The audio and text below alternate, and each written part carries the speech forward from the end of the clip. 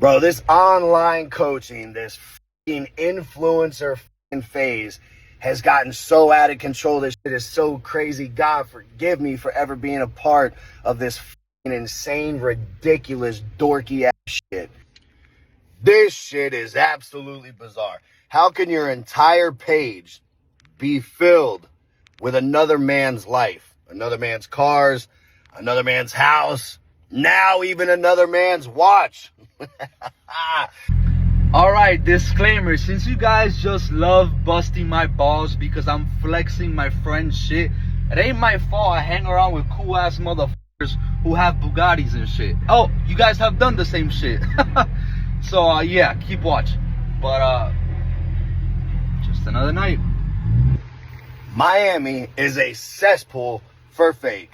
Fake coaches, fake influencers, fake likes, fake comments, fake followers, fake accounts, fake everything. Well guys, it looks like we have some more drama in the alpha male universe. And at this point, this shit has become the Housewives of Miami. Because these goobers are legit putting on their own damn reality TV show. A reality TV show that is filled with steroid usage and glazing like never seen before. And a reality TV show that just always somehow ends up leading right back to good old Wesley Watson. Like, I don't know how it happens, but damn near every one of these alpha males just ends up being connected to this downright goofball. Like, for example, in only the past week or so, we have covered multiple Wes Watson elite goobers, and have looked at people like Amir, who was out here doing his best Wes Watson impression, and even got the height down because he looks like he's a solid 5'2". And of course, he got mad and had the same response that Wes would have as well. I fucking love this.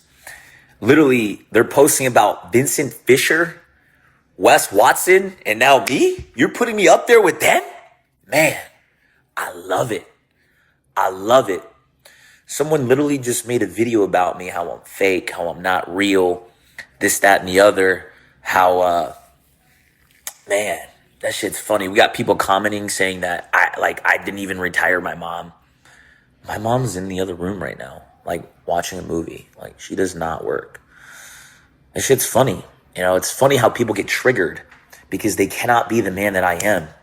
Like, yes, you're a bitch if you have not retired your mom. Yes, you're a bitch if you smoke weed and drink alcohol. Yes, you're a bitch if you do not go to the gym. Yes, you're a pussy if you're broke. These are facts. These are facts. And the ones who do not agree, they're going to hate because they do not have the discipline to achieve this. And when we weren't covering that complete dipshit, we also took a look at one of Wes Watson's clones who took being a clone so damn serious that he ended up becoming his mate. And with that being said, I am sure you're already aware that I am of course talking about Jose, who will come up later in this video because he's also just getting called out by other people, and who is sitting there right now as I make this video on his story yapping about some random bullshit again while sitting in Wes's house. Okay, I just hate people who tell me, oh, you're in love with yourself or this and that. Like, well, no fucking shit. Why wouldn't I be? Like, I build myself all day long to bring the best version of myself to my people. That's the whole point. So yeah, you should definitely love yourself. Whatever they say. It's always the weird looking people, the ones who just hate on themselves all day long, that say that stupid shit. So don't even believe it. But listen, when you stop watching reels and you just start watching your stories and your Instagram, then you know what's up. Most of these dudes are so insecure, they cannot even post a picture of themselves shirtless, even if their life depended on it. Like, I'm fat boy right now. I'm not really in shape. I don't give a fuck. I still respect myself and I love what I've created. But that's what I want you guys to know. I want you guys to feel that. To be able to post shit, to be able to post yourselves shirtless and be proud. Like, I'm not even hating on you guys. But most of these dudes just need to work on themselves a little bit more and just show that they love themselves. There's nothing wrong with that. But they're all gonna fucking hate in the beginning, so it's whatever. But yeah. And even though these new gen Wes Watson clones are just so much fun to make fun of, we won't be talking about these goobers that much today, and instead we'll be talking about one of the OG Wes Watson clones, who goes by Big Mike. And if you don't know who Big Mike actually is, he is someone who entered the AMU and did such a good Wes Watson impression that many people thought he was just making fun of Wes and was impersonating him, when in reality he wasn't, and he was actually trying to sell some courses. Hey! Hello! Look at his beard. He paints his beard. He's got a fake beard. If you want to become a gangster, dope-ass, secure, confident motherfucker, holla at me. Stop telling yourself the lies that you don't care to look good, that you're okay being fat, that you have a significant other that loves you. You want to get right and be a fucking boss? Holla at me. I'm not chasing in the fucking DMs. People that come around me get better if they follow the fucking blueprint and they take the advice. People that have fallen back or don't fuck with me no more are no longer in the gym, don't have good habits, eat like shit, are not doing better.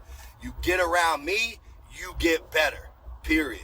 And even though Big Mike entered the AMU with a painted beard and by trying to sell his so-called coaching blueprint before just falling off and disappearing for quite some time, it seems that he has officially made his return and is all of a sudden on his fucking redemption arc. Like, I don't know what Wes did to upset him this much, but he has been straight up shit-talking Wes and his entire group of elite members, students, and online coaches. And this little redemption arc started about a week ago when he dropped this video clearly calling Wes out for making people split dinners and for doing drugs behind the scene, which is something that Angie also revealed. And I thought that this would be the end of it, but it turns out that this video right here was just the beginning of the onslaught of shit talk that Mike was about to be sending their way. Good morning. Here we go. We back in effect now. I've been laying low for a little bit, but I'm back on, dog. Listen, man, one thing I can't stand, and it's been happening, but goddamn right now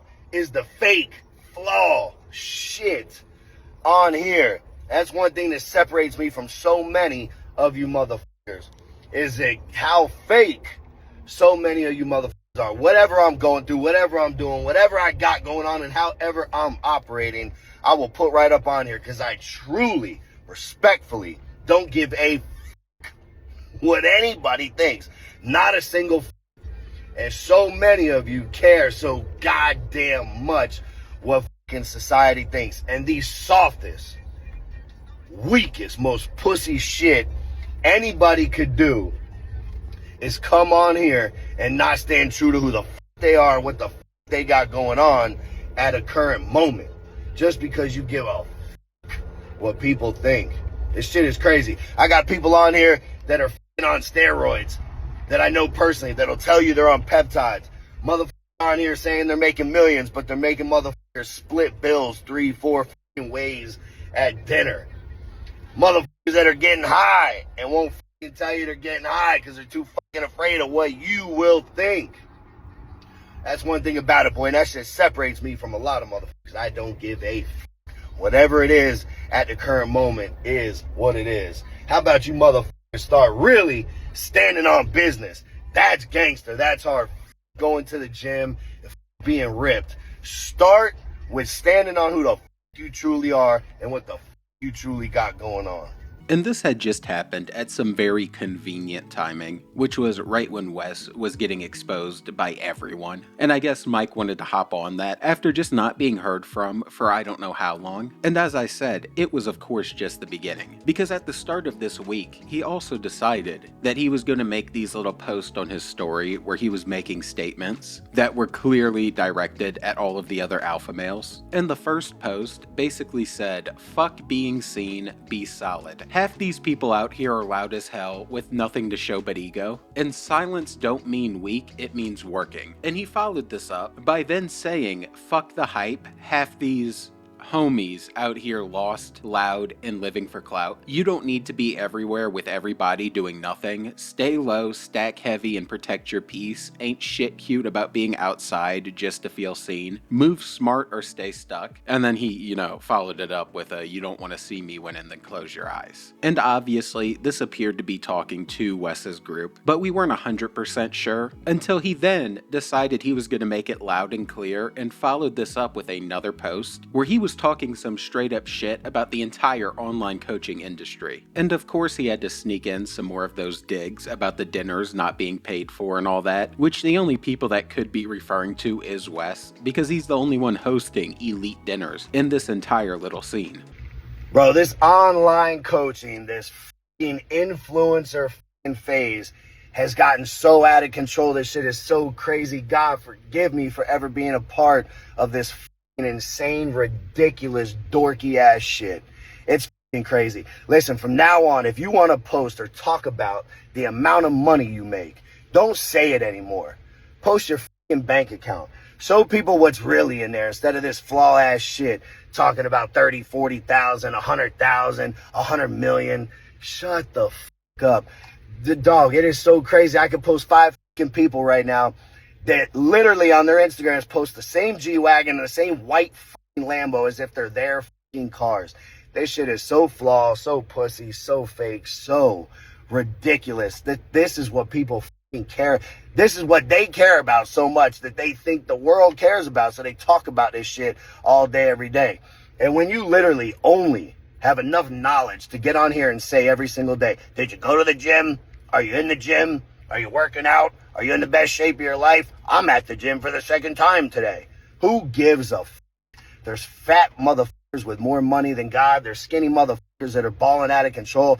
There are dudes that will never see a gym in their life and have a family and are balling out of control and they are happy as f.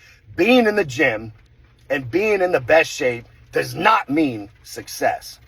It means you got discipline and you look f***ing good. That is it. That's where it ends. You motherfuckers trying to make people believe that this is the key to success and the key to everything in life sounds stupid, and it's f***ing ridiculous. Start posting your bank accounts. Stop posting other motherfuckers' vehicles. Stop sharing condos and cars and splitting dinners and pretending like you're balling out of control. You're a f***ing millionaire. You motherfuckers are so goddamn ridiculous.